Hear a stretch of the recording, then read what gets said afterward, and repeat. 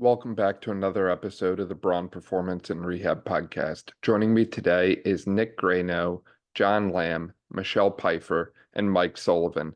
The five of us are going to be diving into a variety of strength and conditioning considerations for the field hockey athlete. Nick, Jon, Michelle, and Mike are all working with amazing field hockey teams, some of the best field hockey athletes in the country, and I think they all do a great job and a great work with these athletes, and I really like the breakdowns that they gave on their philosophies and overall the multiple different approaches that you can use from a strength and conditioning standpoint to get results with your field hockey athletes. So I really appreciate their time and the insights that they shared with us today on this podcast. I certainly learned a lot from the four of them, and I know you will as well. This episode is sponsored by ISOFIT. ISOFIT is my go-to for all things isometric strength training and can help you and your athletes to win more and hurt less. For more on ISOFIT, you can check the description below. Enjoy. Nick, Mike, Jon, Michelle, welcome to the podcast. I'm super excited to work with the four of you today. Thank you so much for being here. I really appreciate your time. Thanks for having us. Yeah, I appreciate it, Dan. It'll be fun. For people who might not be familiar with the four of you, would you mind kind of filling them in a little bit about who you are, where you're at, and all the amazing things that you do? I'm currently at Rutgers University. I'm Associate Director here of Strength Conditioning. I work with field hockey and rowing, and it'll be my fourth season here. I'll start off second.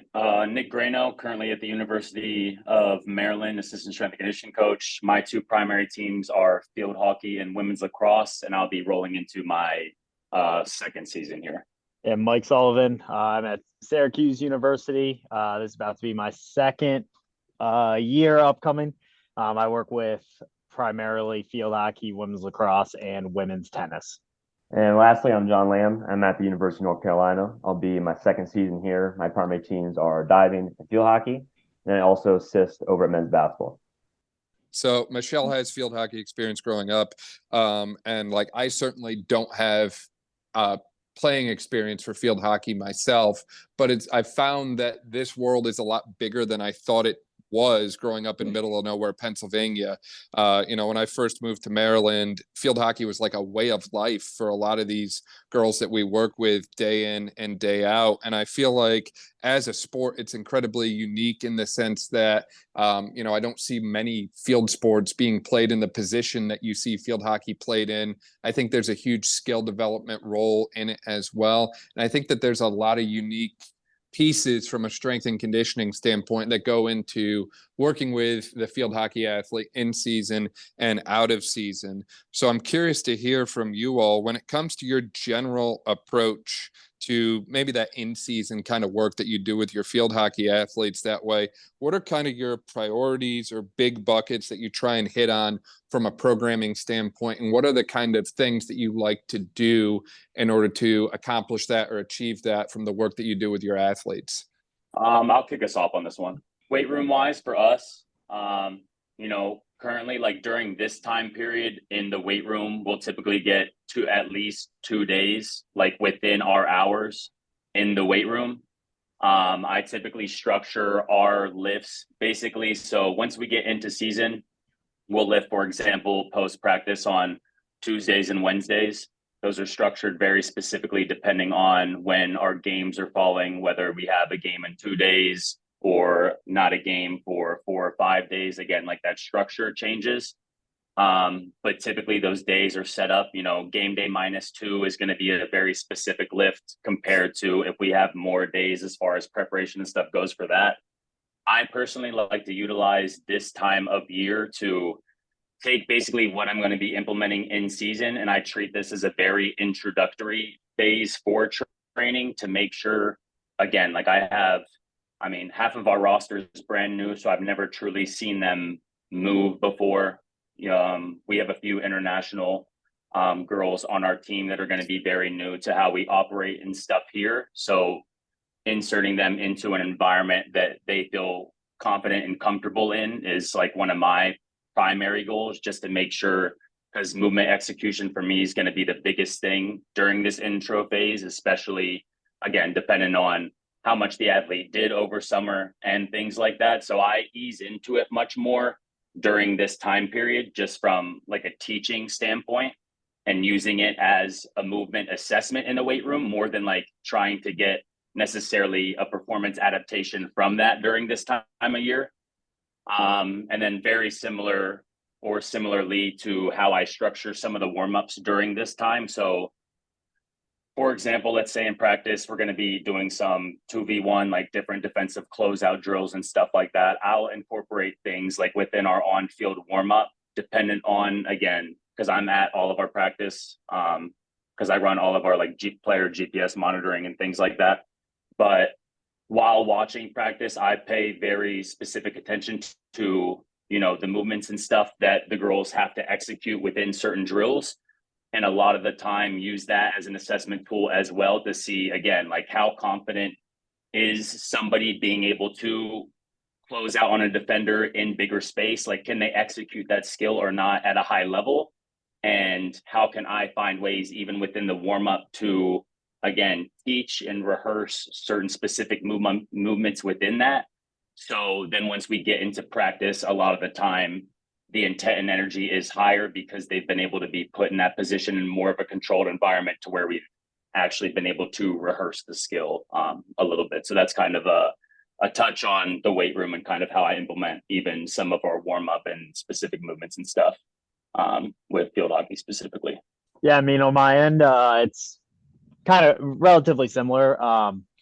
Right up here, at least for this summer and hopefully for all the seasons coming up, we actually get most of the players back July 1st, our second summer session starts. So at this point, I've had 85% of the team for 6 weeks. Getting them trained up and everything. And right, we have a lot of returners, a lot of, you know, players that live relatively close, so they come back quick and they help out with, you know, the training and stuff for the newcomers and internationals. So right, having that like older group of girls that, you know what's going on can help out when, you know, like my attention's taken away from, you know, this person, but I'm over here with this person and stuff. And stuff I'm like really looking forward to like doing with them is right, like especially in the weight room throughout. Like, right, I try to keep it right now as explosive as possible just because with field hockey and the way that the game's played, they're not really like building up into like top speeds, or there's not much jumping or like explosive abilities outside of, you know, a couple like with, you know, movements with the penalty corners and stuff like that. So right, I try to utilize as much as my time as possible for building in that explosive portion of it so that we make sure that we can maintain that. And also, right, with the density of training, right, Nick, I know you said before this that you guys are doing your first 2 a day today. Yeah. We've already had 2. So right, a lot of the stuff that I'm doing now and leading up to it is to offset everything that field hockey is, since it has to be right-handed.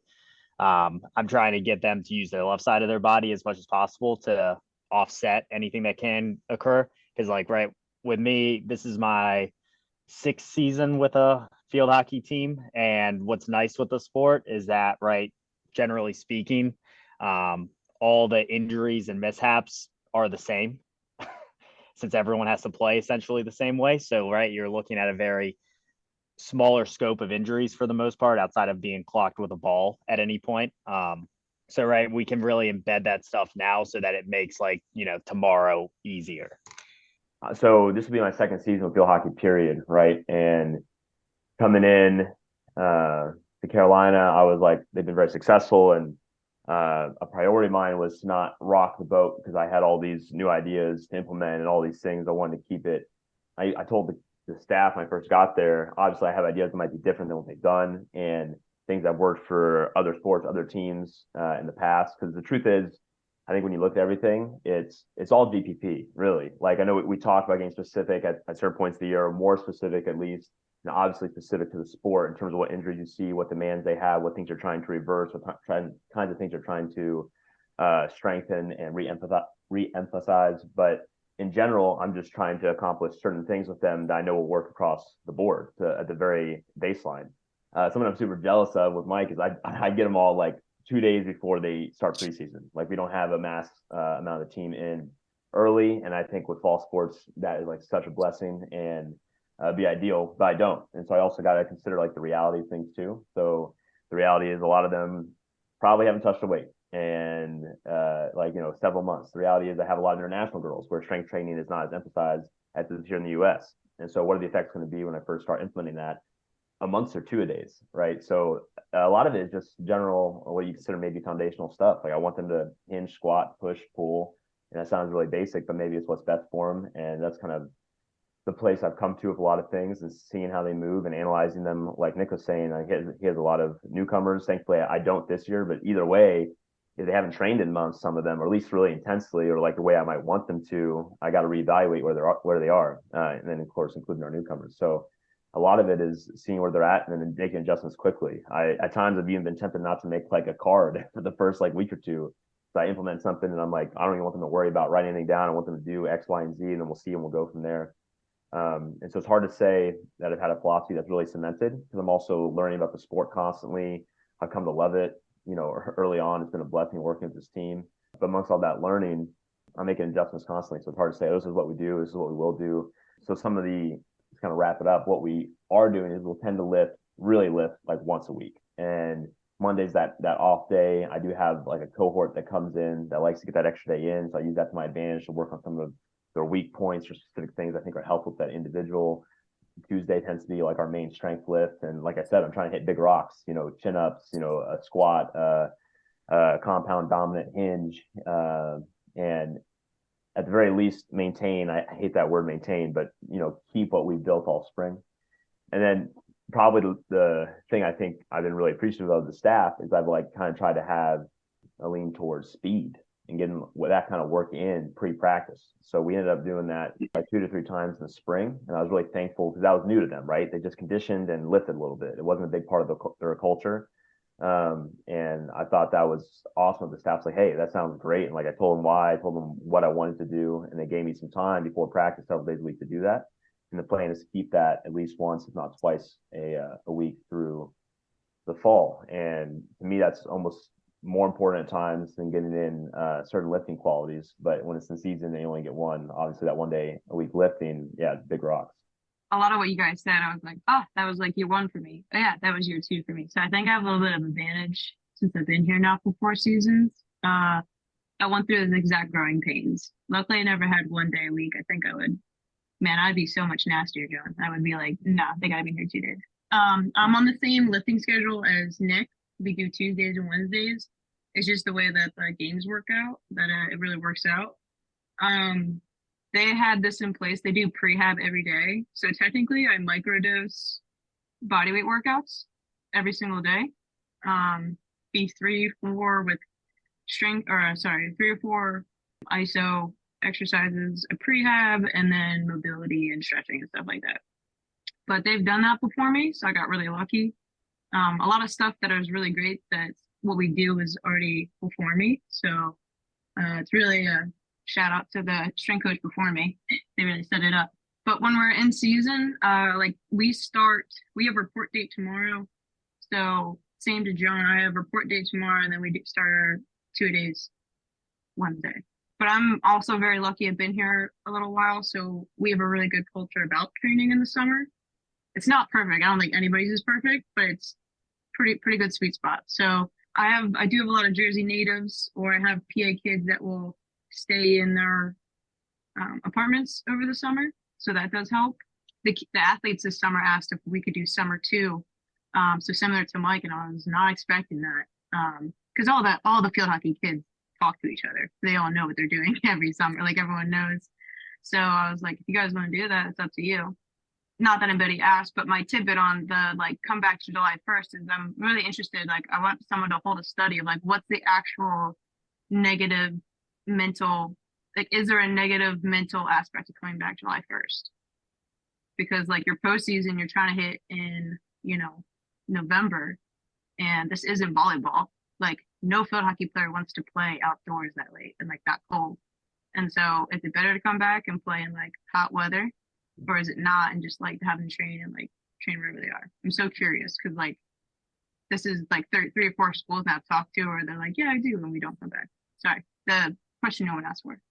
For the weight room stuff, I'm a big into we don't really like soft tissue injuries, We have more like joint discomfort.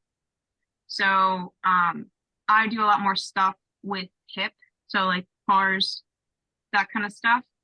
It's wild how bad they are on both sides. To Mike's point, you typically use their right side. I have a couple backhanders, so you'd be surprised how much better the left hip is of the right hip. Like I only have a player that typically only plays left mid, and like she never touches the right side. Sometimes our roster is very set in where they're going to play, so I've seen that a lot in the weight room or just like the movement abilities. So I try to do a lot of that kind of stuff with them. I tend to put it in the front, and I tend to give really low volume. I just learned from that certification. If I did anything remotely what I did in that certification, I would wreck my athletes for their 2 days and stuff like that. So we do like really low reps, and I see them every day. So if it's like, all right, 3 reps was too much, we'll just change it to 2 reps or something like that. We do total body both days, and we do an emphasis of everything, because then I kind of get to see them. So if I see their, I use Sparta and I use impulse and eccentric loading, and I'll look at modified RSI. So if I see any trends, I'll also just either green light, red light individual players, and they're so used to me doing that there's no like, oh, please don't do that, because it's in our culture of like, at the end of the day, I use this weight room to have you as optimized as possible for field hockey. So like if I give you the red on the weight room, that's giving you the green of like, okay, she knows I'm a little bit tired or whatever, I'm not recovering. She's going to keep me safe on the field. So we're pretty much good with that. It's the same thing. So my emphasis in season is to, especially these next 3 weeks, is just to prime off what I did in the off season. So I use these last 3 weeks as like an extension of my last phase of the summer.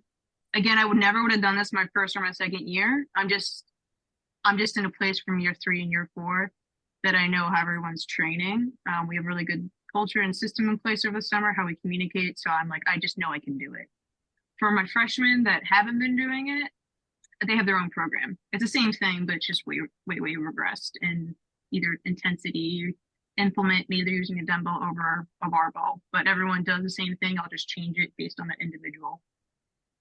For GPS stuff, even in practice, like I don't need to condition them.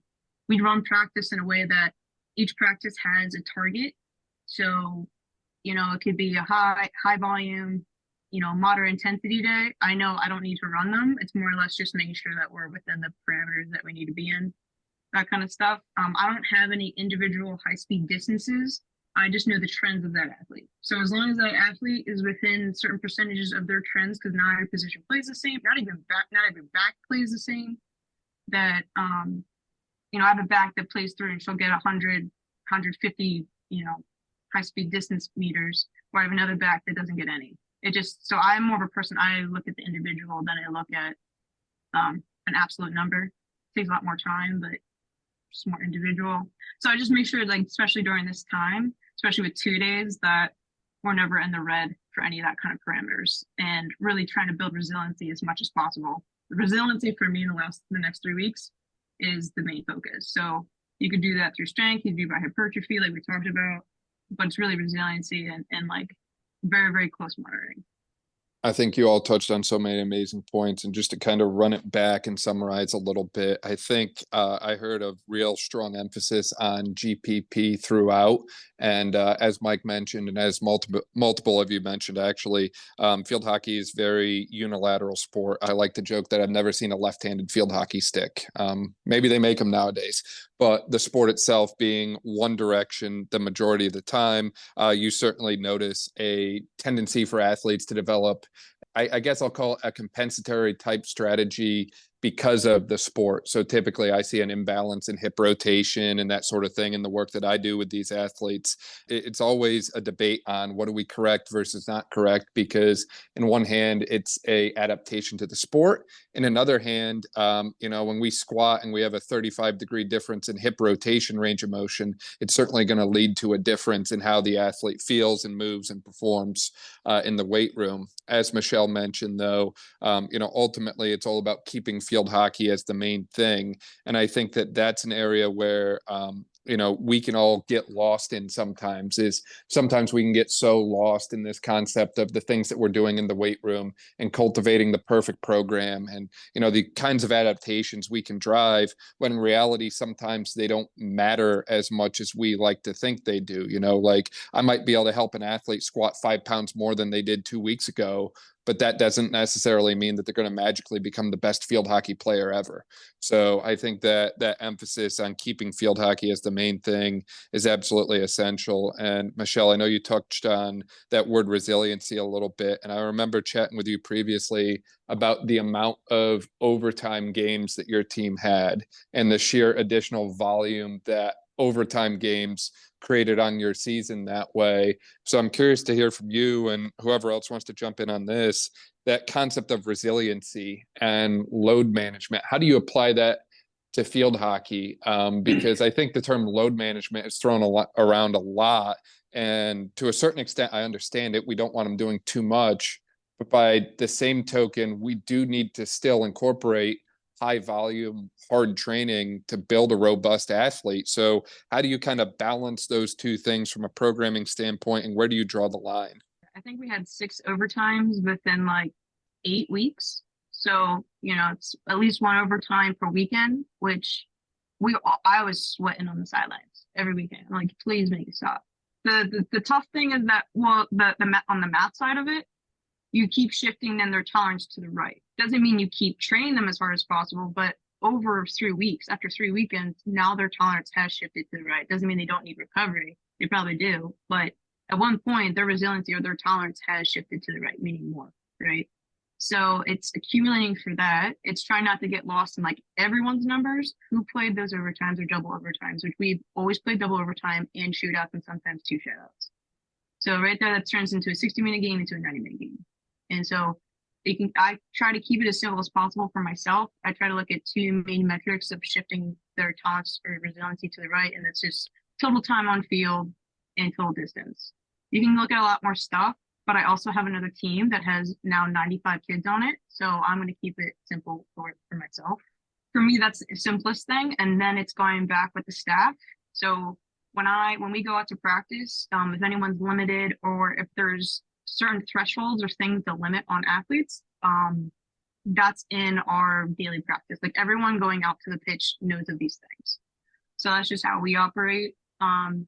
It's really helpful because no matter who that athlete talks to, everyone on the pitch is like, yep, this is what you're going to do today. Why it majorly helps is because then it helps the coaches. Just giving them that one context allows them to decide, okay, well, I want her this much in this drill versus this drill. 90% of the time, like that athlete is going to have a hard time. So I've learned the hard way. It's best to keep them out first and then let them go in at the end, like, whatever duration. So our idea is keep her out the first 2-3 minutes. We use a scoreboard every day at practice, or her eyes will be locked on it, and then she knows to go in. Like I don't even have to tell them. They're obviously they don't want to do it, but they're respectful and they wait 2 minutes or 3 minutes and then they go in. But honestly, it's more on me and just communicating. It's me looking over the data. It's me, taking care of each individual instead of I'm not even like a positional based person. Like I'll know my key players and then I'll look at them all individually. So to your question of how do you manage it? It's just knowing the absolutes, the ranges of those athletes, and then using your best judgment of scaling of like how much should they be practicing versus not. Do I know she's going to play 100% the next game? Do I know she's going to play? Is it going to be a high rotation game? Or are we playing a competition where we might use the entire roster? Using those context clues to kind of help you decide how much training or what's in her best interest looking forward, like going forward. I guess to jump in real quick, because I'm curious on how you like personally implement that when you're, again, going over all the data and stuff with your coaching staffs and things like that.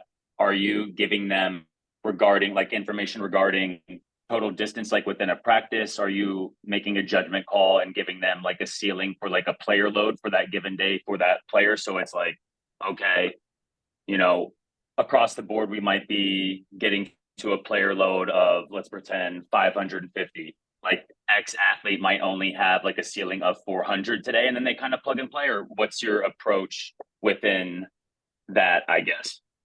Yeah, if that makes sense at all. Yeah. I think you honestly could do either or. I think again, it depends on your athlete's physical status. Like I think some athletes are definitely more sensitive, depending on their training, to player load versus meters. Right. I'm lucky where the majority are sensitive to the meters. Like I'm that's kind of where our trend is. So I kind of hang more on the meters. So for instance, we just had a meeting a couple days ago leading into like, how are we going to approach doubles? And I said about 5 girls, I was like, I think they should do 2/3 of the distance right now, based on the stuff that total distance. And I was like, and then I think would be a good idea for you guys is then look at the drills you want to do for those sessions and then have it kind of written down like, okay, she's not going to do XYZ. So when it's in the moment, we're not forgetting what we, decided we wanted to do, like those kind of things. So for the most part, it is distance, even with plyos, like me and the athletic trainer say, like she can do 1/3 of the plyos of the week, which is 2 sessions, right? So it's just counting that volume and then making notes on her own sheet or whatever method of, hey, this is how many sets and reps you're going to do. The coaches, they're very, very, very much bought in. Like it's a part of their system. So I don't have, like, there's not really too much convincing conversations. It's more, I feel, at least from my aspect, it feels very much like just like strategizing. Right. As you were both talking and as Mike and John were mentioning earlier, I feel like technology is an absolutely essential piece to the sports performance world in today's day and age. And I know you all mentioned GPS data, but Nick, I think you mentioned before that you also do some VBT work. I know multiple of you have force plates in your facilities that way. So when it comes to that kind of concept of incorporating technology into the work that you do from a strength and conditioning standpoint, what kind of things are you looking at, using, testing? Is there any metrics that you found through your experience that really don't carry the weight that you might have thought that they would have in the field hockey sport? Or are there any unique considerations from the tech standpoint that you've found in your work with field hockey thus far? On all 3 of those things, so we use Catapult like at practice, which looks at everything from specific players' movements to all of the speed and distance and positional tracking like they each have. So, creating, again, even through like this preseason I have an intensity calendar that I start with, and then I have an actual one. So I have like a pre-planned one and then an actual. So as I'm inputting data into that, like I can see alive if we went over, under, hit the sweet spot, and then looking at what our, ideal total player load and total like distance load at the end of the week would be, and then trying to strategize and make adjustments on the week depending on if it's a higher or lower like load day for practice specifically. We have performance meetings every single day to where we're constantly going over all of this stuff. Just from an injury prevention standpoint and just making sure that, you're trying to optimize recovery as much as possible. Also understanding that throughout this entire preseason, like you're not going to ever be optimally recovered. So taking that into account and then like creating different, realistic goals based off of the data to measure progress, with certain benchmarks and goal setting and stuff, dependent on the emphasis of like our training. Once we get into in season, again, like through this first phase, I'm not utilizing any sort of velocity based training or anything like that. Especially during this kind of more introductory period. Once we get into season, I normally have, again, like I have a bunch of different stuff going on once we get into season. So I could have 3 or 4 different workout groups, depending on, again, high, low load players. You might have some people on, an ankle, knee, and hip complex prehab routine that they're regularly on. I might have another group on more of like what I would refer to as like a back protocol who has more, T-spine issues and things like that. So we're working more on that type of stuff on the front end of some workouts. So I kind of, on prehab type exercises and what I consider like my pre-lift, where we go through different mobility and activation on each of those days, or when we're in the weight room, I bucket my athletes in different groups based off of, again, meetings with coaches, what I see on the field, what the athletes are communicating with me. And then I'm meeting with my athletic trainer constantly to make sure that, we're trying to, and it's like Michelle touched on earlier, at the end of the day, like I am trying to put the best product on the field and make sure that they can play field hockey at the highest level possible. And then everything else, builds up to that point. I'm not married to a specific exercise or anything like that. I'm always making sure I'm having conversations with my athletes to make sure that, they're feeling the right things. They feel confident in the movement. We're training what we need to get, that's very exercise dependent. And I'm making sure that, an RDL might not work the best for each athlete. So if that's, for example, my primary movement on my primary strength day, which would be on a Tuesday, and that doesn't fit some athletes the best, I kind of plug and play a little bit. And also give them a little bit of freedom too, because at the end of the day, I don't want the weight room to be something for them that they don't enjoy coming to. I want to make sure that I'm getting the most out of them as possible. And I feel like giving them, a little bit of say and autonomy, like with that, I think goes a long way when you're, again, it's a very dense preseason going straight into in season. And again, like dealing with 6 overtime games, like having the right culture in place for that to make sure you guys can still come in and attack the weight room at the intent. You guys need to do that. Like you can't do that without, again, the right relationship and the right culture that you have collectively as a team. So I think that is also something that's extremely important. And then this year, what we'll do also, I'm still personally mapping out stuff a little bit, but we do force play testing, and I will try to do that weekly this year just to make sure, over the course of the season, like I'm going to be constantly looking at very specific metrics just to, look at how our performance has shifted over the course of the entire year to, again, ensure that by the time we get to championship season that, we're putting the best product and the most readily available athlete onto the field. Yeah, so I'm like in a kind of a little more unique situation than, everyone else here. I'm new, but also the entire coaching staff is newer, right? We've all been working here within 6 months of each other. The athletic trainer for our team is newer. The only person that remained on staff pretty much was the academic advisor. So, right, we're trying to just get into our flows and figure out what works and doesn't work. I mean, like, just like everyone else, right, we have GPS, we use VXport instead of Catapult, but same stuff, tracking, player loads and total distances, make sure that we're sitting in like a good range that, making sure that nobody's doing too much when they don't have to, kind of situation, make sure everyone's healthy, can remain on our field, which was the issue for last year. So I started 2 weeks in the preseason last year. So right by the time I got here, right, they were on their own, ready to go, playing. I think they were scrimmaging in Maryland the first day that I started work here. So right, fortunately for me, their former strength coach, Corey Parker, still works here. He's our head. So right, like we kind of like transitioned out through the season of like, right, it's all his stuff, and I'm like learning, how they operate and stuff like that. But now it's like, right, us trying to figure out like how to put our stamp on it. So, right, we do VOLD testing with force plates, NordBoard, and the hand dynamo for hip adduction and abduction. We'll do that 2 times before the season starts. If the season plays out well and we have like a week where we don't have a game, I think we have one of those this year. We'll retest mid-season again after the season.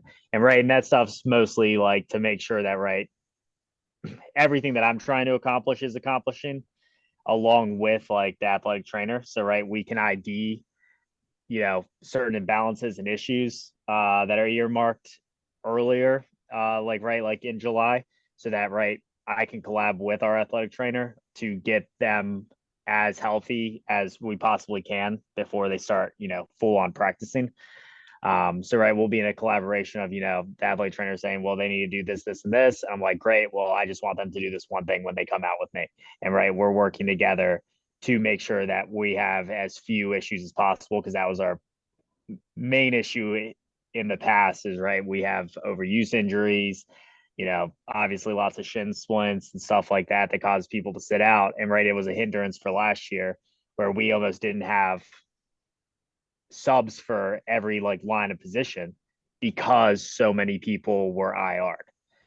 Luckily for us this year, the team is much larger and we should have more subs, but right, if we can keep more people healthier and able to play longer, we'll be able to distribute that workload so that everyone can be ready to go when the time matters.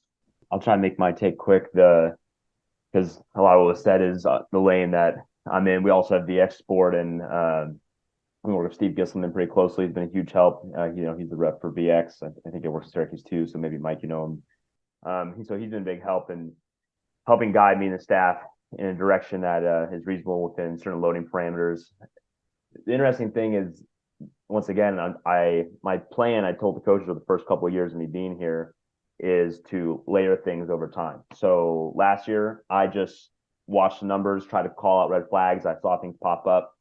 The staff wouldn't forecast with their GPS. It was more retroactive, right? And some people say that's not ideal. It's something, right, to see if one practice looks extremely high compared to what it normally is on, say, like a Tuesday, right after our off day. Like, okay, if we're at a certain number normally and we're like 3,000 meters over, okay, that'll dictate maybe what we do the rest of the week leading into a Friday game. And that's how they tend to use it. And they use it pretty well. The staff, I think, had a pretty good feel. Because at the end of the day, something I guess I've always operated with in terms of philosophy, if you want to call it that, is I like all my technology to guide me, but not dictate stuff. I have a big faith in coaching eyes still. I think that's something that will always take precedent. We have some really smart coaches. I like to think that after all the reps we see as strength coaches too, we're able to see things better than any technology will ever tell us. There's obviously things that you can't just see with the naked eye, and technology is a great aid, but that's kind of the first step I like to take. So this year, the discussion has been, okay, I'll build out forecasts and we'll kind of marry what we see with the forecast. But we're not, once again, they've never let a forecast dictate the practice yet. So I'm like, hey, we don't need to do that this year, but let me at least build it alongside you. What I might think is optimal from a more scientific standpoint and from the strength conditioning side. And then maybe in the third year, we'll start to actually utilize the forecast a little bit more. That's what I think is reasonable with the way they've operated. And once again, not rocking the boat, since they've been able to be pretty successful without me doing those things. And even though I'm not brand new, I'm still new enough where I think that's a reasonable way to approach it. More in the weight room. Yeah, same thing with Bald. We have their force plates, and the goal, we'll see what happens, is to test it weekly and just maybe see potential drop-offs.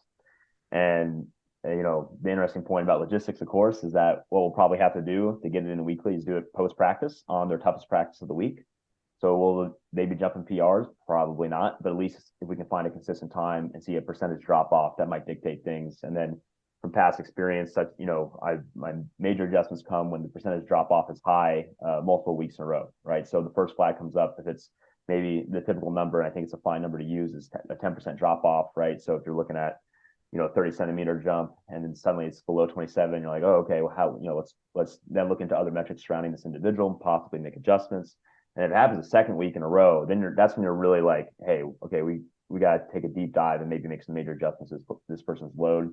That's how I've used in the past. That's how I hope to use it this season. And then something that's probably the toughest to implement, just due to logistics and time and stuff, and just an ever-changing nature of being in seasons. I try to get some sprint times every week too. That's a lot of testing, and you might say maybe it's too much. So I just said that I don't let data dictate a ton, and that's taken a lot. But I think seeing where they are from a nervous system perspective and output perspective with that as well can be useful information. So we did not do it weekly last year. We'll see if I really do it weekly this year, but that's something that I think is valuable too, that I've used in the past and hope to use this season.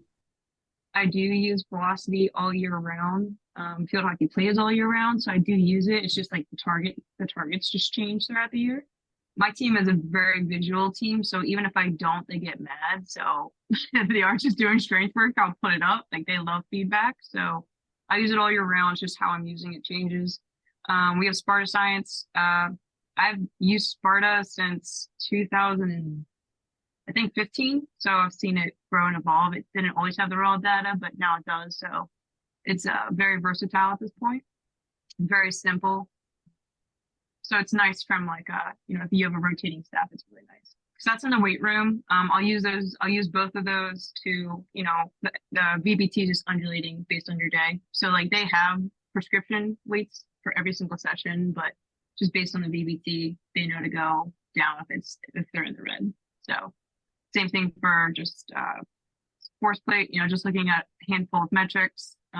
Exactly what Jon said. Like, I think I'm a little bit I'm a little bit tighter just because of the way our season went. Like I learned I'm going to do a 3-week. If I see red flags, 2 weeks, third week, that third week, because we do everything before practice.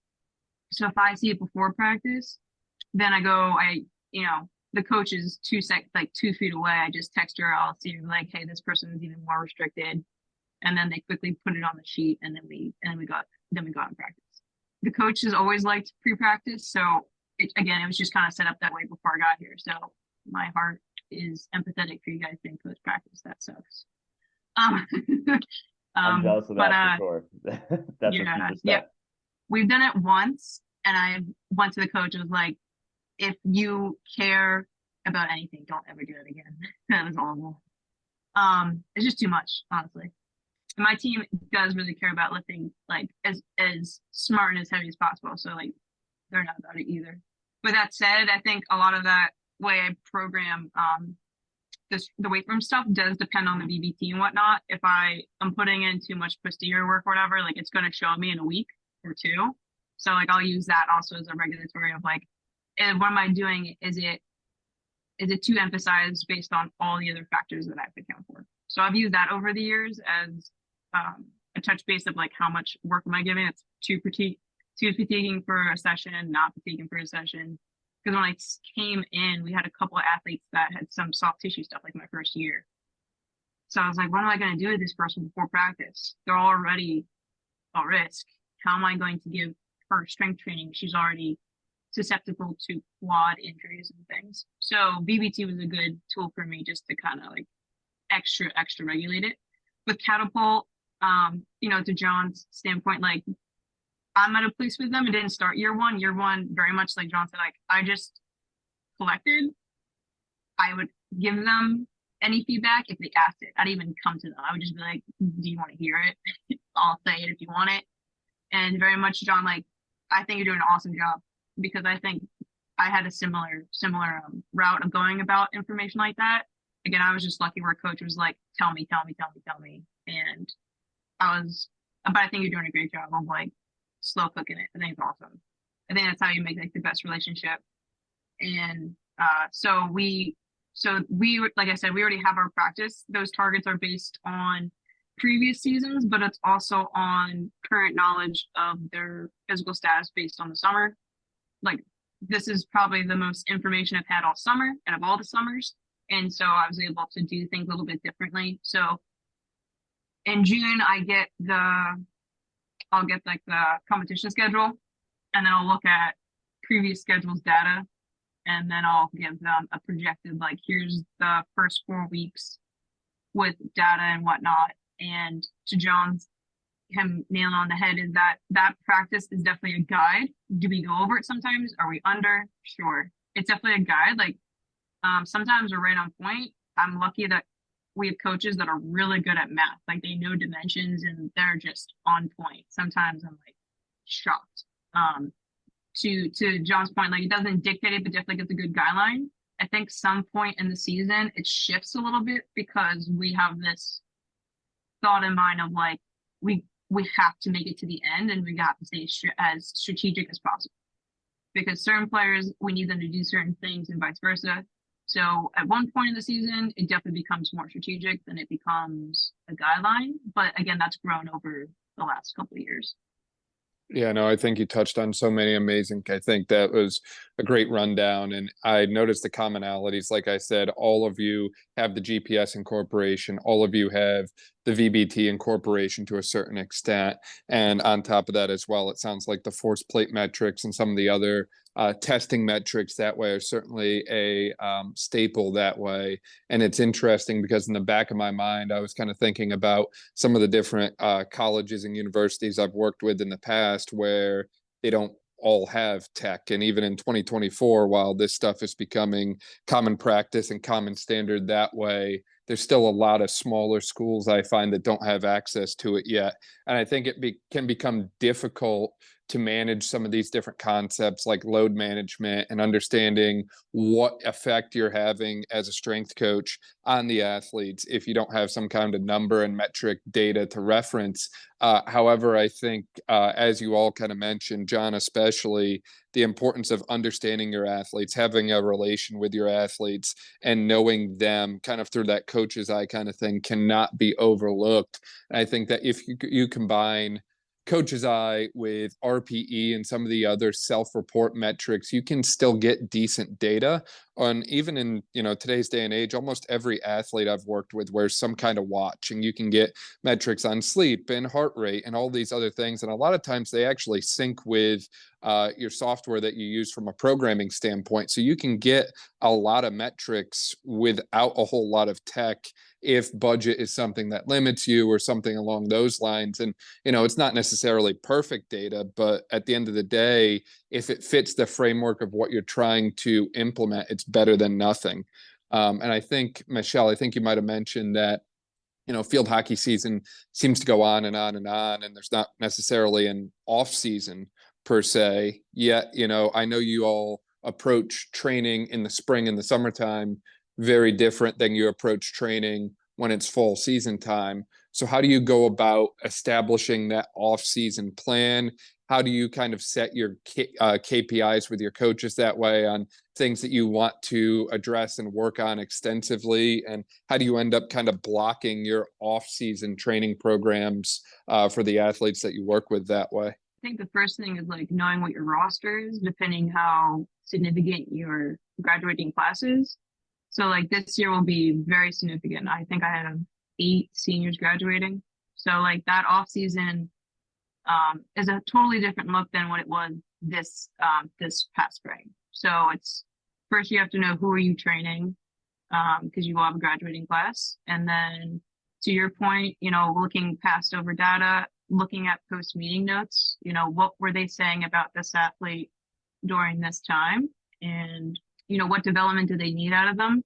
So a little bit of it, I don't have crazy amount of context because at that point in the off season, it's very, very individual based. So I'll do a lot of buckets. So some athletes need a little bit more of like a speed reserve, like that will be that bucket for them. Or if they just need anaerobic, like that would be their bucket from a conditioning sense.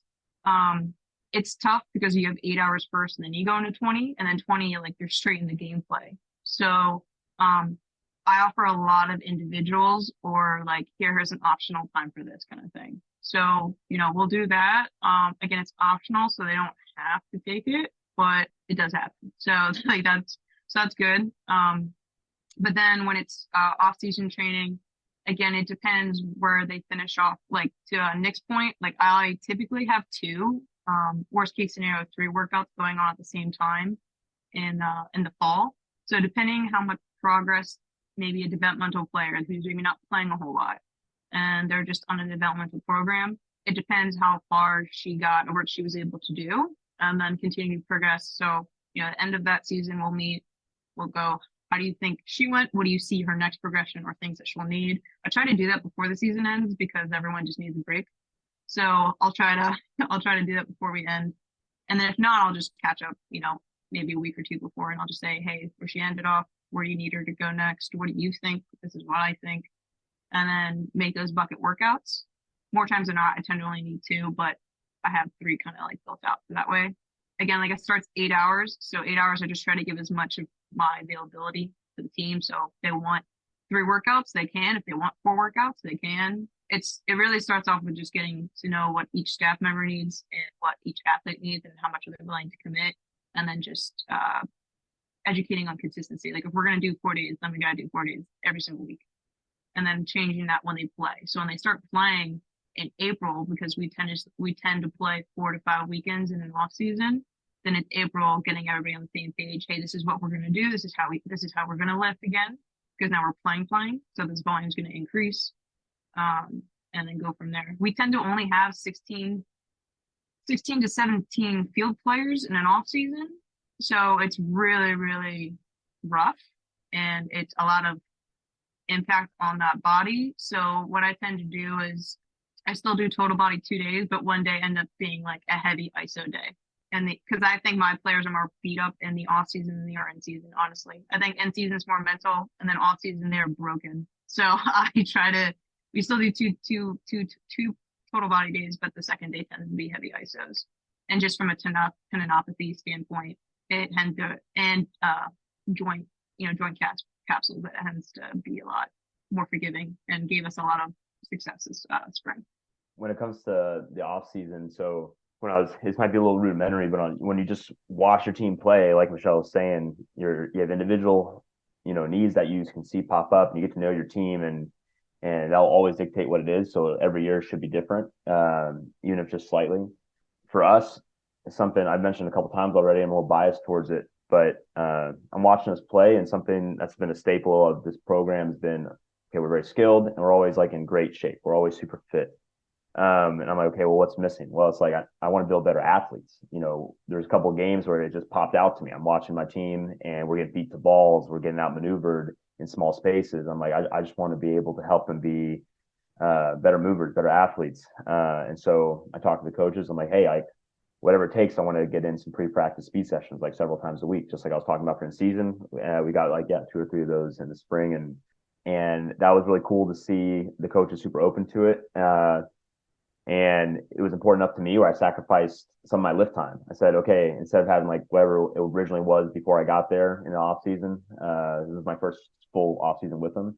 It was like 3 1-hour lifts a week. I'm like, hey, I'll do, like 3 45-minute sessions if I can build out like some 20-minute buckets to do after warm up and pre-practice and speed work. And so it was like worth it to me personally, because I think it's what we needed most.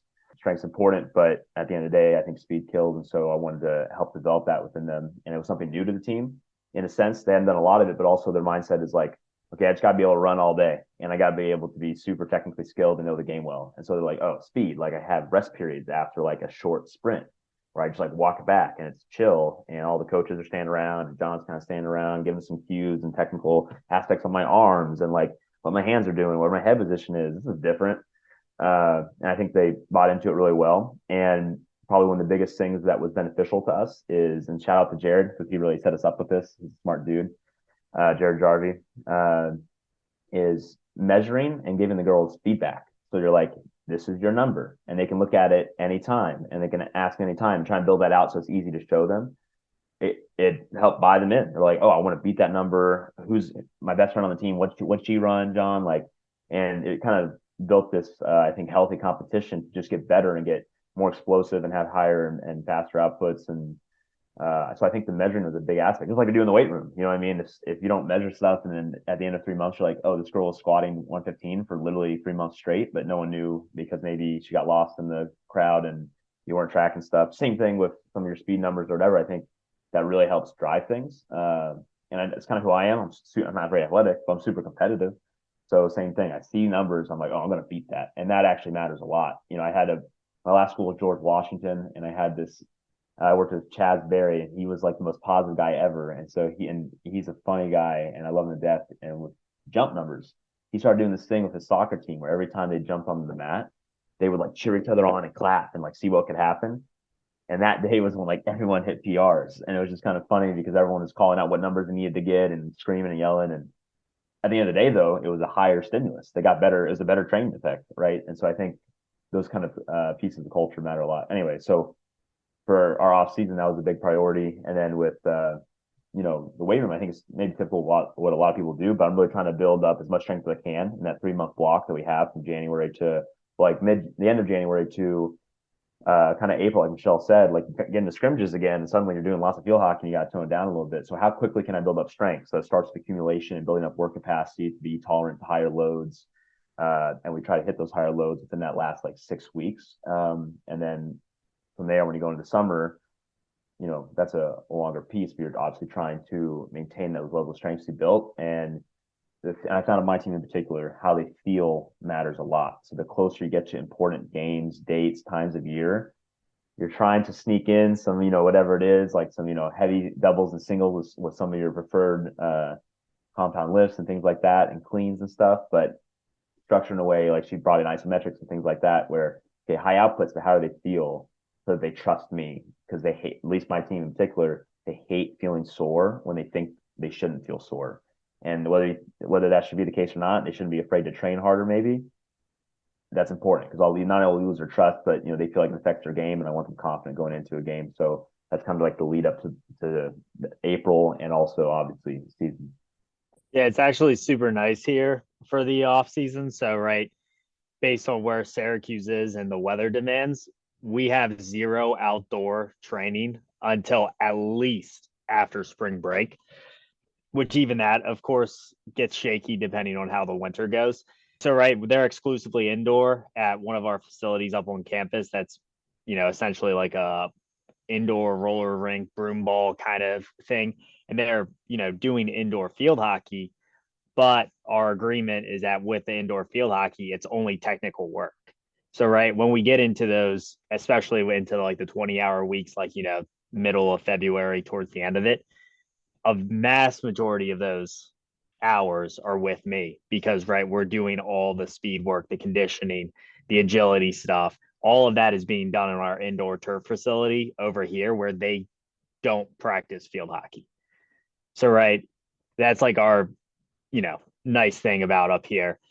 Like, with the amount of time that I get to spend with them, like, there's the only limit is how often like I can do the sessions, right? We have like unlimited, with the 20 hours, like, right, like there's only so much that they can use the broom ball court because it's campus rec and they rent it out for other things like, street hockey and this and that. So they have like certain times that they can do it. My like limiting factor is my travel with women's lacrosse. So that's when their former coach, Corey Parker, jumps back in and he'll do the sessions for me when I'm not around. So, right, we have this collaborative effect of that, right? Like he's getting them at least a quarter of the time. I have them the other 75% of the time. And then we have two coaches looking at them from different perspectives to advance our programming and what we need done with them. So it's just a pretty nice setup. And then, right, we ended, I think, Michelle, you were there this past year. We ended with the Big Apple tournament, this big indoor tournament over a weekend. Super long, super interesting. I wouldn't advise anybody to go to it. It makes you stronger as a person. If you go to that Big Apple, it just makes you stronger as a person. Yeah, that's what they told me too. And then I'll touch on like our off season again. Like it's very like how we're kind of like on what Jon just touched on regarding, I had conversations with my coaching staff and we go through, something as simple as a SWOT analysis and looking at, okay, strengths of the season, weaknesses of the season, opportunities and threats, looking into like this calendar year, where are we wanting our team to be at the beginning of preseason? I kind of take that information and go backwards on all of that. So even looking at the past, 2-3 years of data, and it's like, okay, in this first, 2 weeks of preseason, looking at our total volumes, looking at, what categories of velocity bands, a lot of that stimulus and stuff is coming from. And then I kind of took all of that information and built out our entire summer to make sure that we were getting, close to total on feet distance again, because I refer to certain percentages as like garbage yardage, whether that's, walking to water, time in between certain drills. But again, it is still time on feet. So I kind of take a deep dive into programming, even in time on feet, in speed sessions and conditioning sessions, whether that's, certain walking yardages in between certain sets of running, just to try and, map out as close as I kind of can to make sure that we're, are on our feet that long in certain aspects of even our summer when I don't have the opportunity to be around them as much, because a lot of my girls aren't here training the entire summer. Like I have a very small group that does.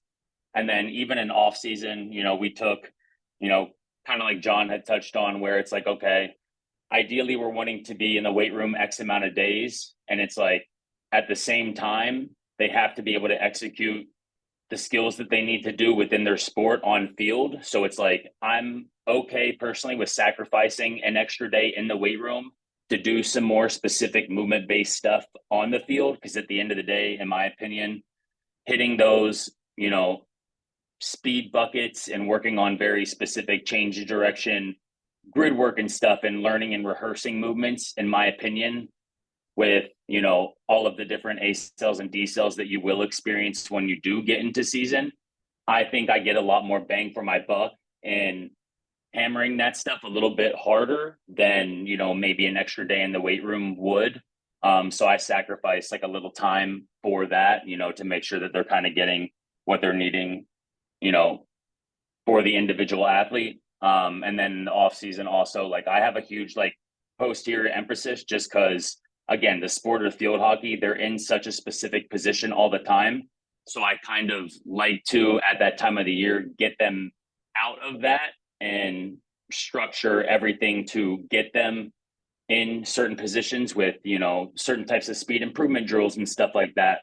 So, knowing that, again, at the end of the day, they're going to be in a very specific position when they play, but it is to, put them in a more safe position because we've been able to kind of counterbalance a lot of the shearing forces that they will have to do in practice and in games. So I'm trying to, even Mike touched on it before, where, he does a lot of left side training because, again, the sport is played with such a right hand dominance.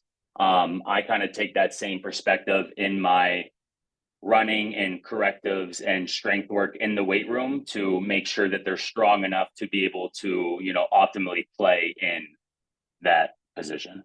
I think you all ran that back really well. And I think that concept of having a plan or some kind of framework to work off of in the off season is absolutely essential.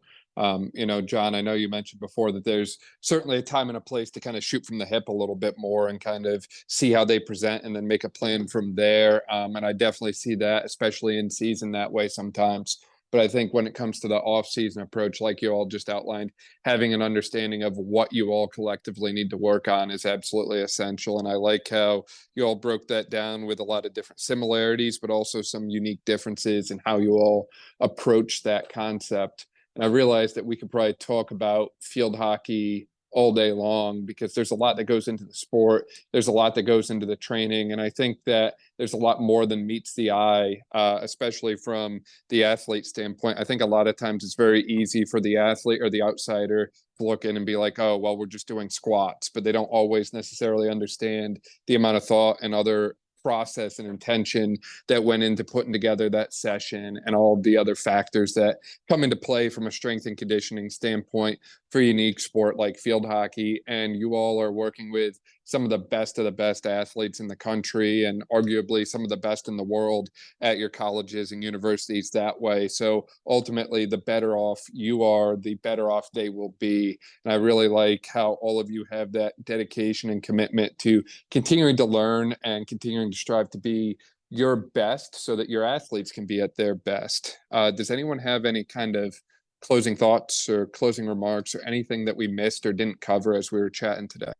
Yeah, one thing you brought up, you were talking about like, low income schools, like for their programs. And I think you nailed it on the head. Like, I guess there are two things that I forgot to mention, or a couple things I forgot to mention we also use. Like I do post-practice RPEs, and I learned that, I did that when I was at a Division III school, and then took that when I went to University of Pennsylvania because the RPEs, in my opinion, help shape your understanding what those values, whatever you're collecting, means to that athlete. So I guess I didn't do a good job of explaining. I have a good idea of what the numbers mean when I collect them from Catapult because I get that feedback from an athlete of like, okay, like she thinks today was, there's 5 questions they answer if it's, and based on her collective numbers, that's what that practice meant to her today. That also helps me reevaluate like what's her threshold moving.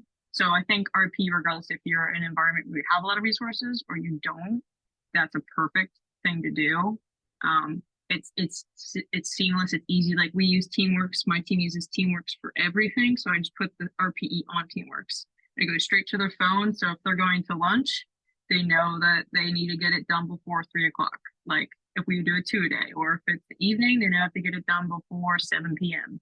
because I would like to start off my brain too. So it's like, there's that's an easy thing, but also the other thing you brought up, Dan, was like if you're at a low income school, 100%, if you don't even have a GPS unit, then just do total time on field. So you could take those RPEs and then cross it to the total time they're on the pitch or the field, and that could be the easiest bang for buck. If they have a jump mat or they have a vert deck, good enough, right? And then you have 3 easy variables that are really low cost to that person and can help, if it's a young coach or it's a program that's a lot of money, you can totally start building like the skills you need to do quote unquote load monitoring. I think load monitoring is just an extension of the weight room. I'm considering every single thing we do. So, or everything that the athletes are doing, like I don't think it's really load monitoring. Like, would you say load monitoring for your weight training? Like maybe not. You would just say I'm progressively overloading you. I'm just regulating it. So I think, GPS is just open, I think, everyone's eyes to that we should consider everything. And in my opinion, and I think everyone said it here, like also at the athlete, how they feel it's affecting them. Yeah, that's kind of part of what I was thinking for my closing thoughts. I love that, Michelle, because I want to emphasize that for anyone that maybe doesn't have those certain things. Those are some of the exact things I was thinking of. And heck, even like I keep talking about speed, I guess, but like a stopwatch, it'll work. I mean, like you can get it done. There's a reason that some of these old coaches, you'll hear them at the NFL Combine. They're still timing the 40 when they're watching a guy because they just don't trust the technology, and they're pretty darn close. Like I was reading something about it like years ago. So you can make it work. It's like nothing about technology to discourage you from tracking things, just measuring things.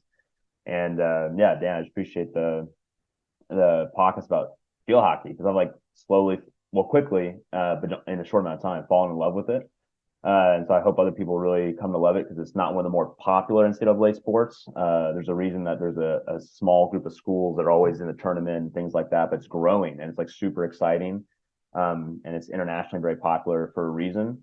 And I think a lot of my learning has come from kind of looking on the international side of things. So that's a good place to look into anything, training, loads, what the game should look like. Because obviously there's certain countries, Germany and India for the men's, Netherlands, Argentina for the women's, that are just super good for particular reasons. So it's a great place to learn more. And that's kind of what I'm trying to dive into. But yeah, it's fun to be able to do this for field hockey specifically. Kind of to piggyback off of like Michelle and John, like at the end of the day, like technology is fantastic.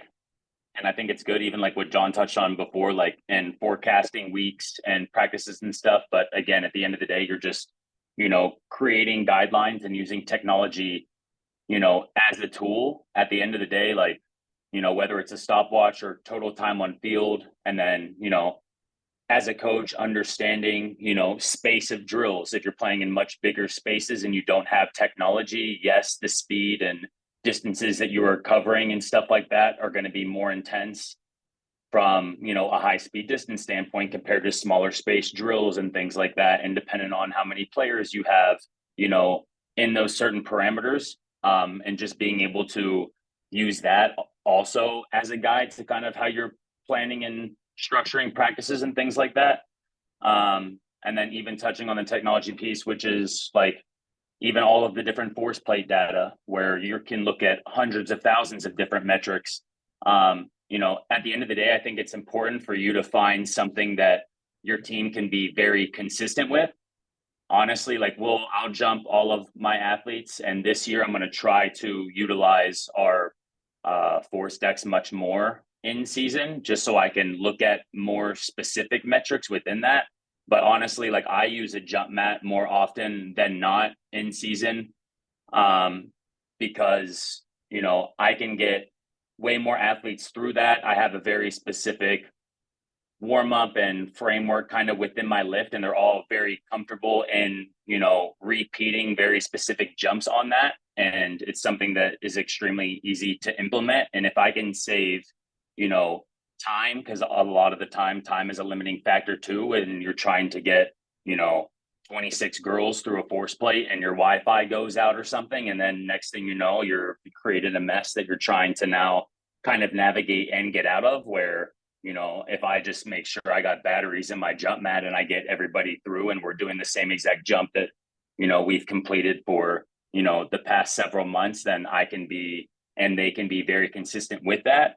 So I think it's also kind of playing around with, different modalities and finding out what works, best for your team specifically in the environment you're kind of in, and then trying to optimize training throughout that way, just because I don't think there's, one right way to do it. I think each person's situation is going to be a little bit different, and it's important just, to find the right balance for you and your athletes at the end of the day and kind of see what works best for them. I think everyone, summed it up pretty good. I mean, right at the end of the day, the kids, going through the season and how many games they play and how often they're going through in the training, right? Just do your best to do right by them. Try to do the best you can, monitor stuff, get them going, right? Alter your plans when you need to best accommodate them. And, at the end of the day, that's what's going to matter the most. Really appreciate you, Dan, and everyone jumping on this. Has been an awesome experience. Yeah, and for people who want to find out more about all of y'all or, find you on Instagram, because I know that in today's day and age, Instagram followers are the ultimate metric of success as a strength coach. Where can they find you guys at online? True, I'm a loser. Mine is at coach_Pifer. I just had to pull up my own because I don't know what the handle is. It's Mike Sullivan SC. And then you can find me at Greyno Strength. Yeah, I literally had to pull mine up. J.C_Lamb. And just messaging me is the best way. I don't have much content there yet.